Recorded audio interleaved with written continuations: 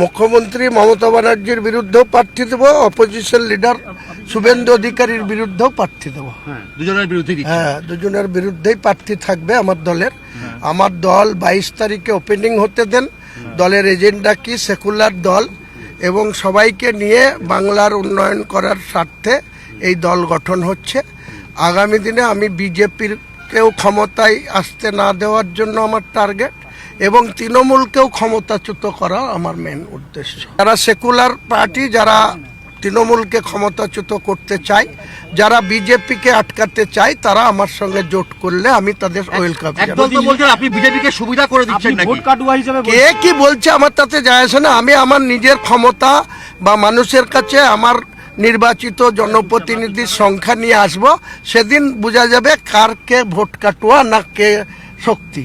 নির্ণায়ক শক্তি আমরা হব, এটুকু বলে। ধর্মনিরপেক্ষ শক্তি আমার সঙ্গে জোট করে আমরা ভোটে লড়ব।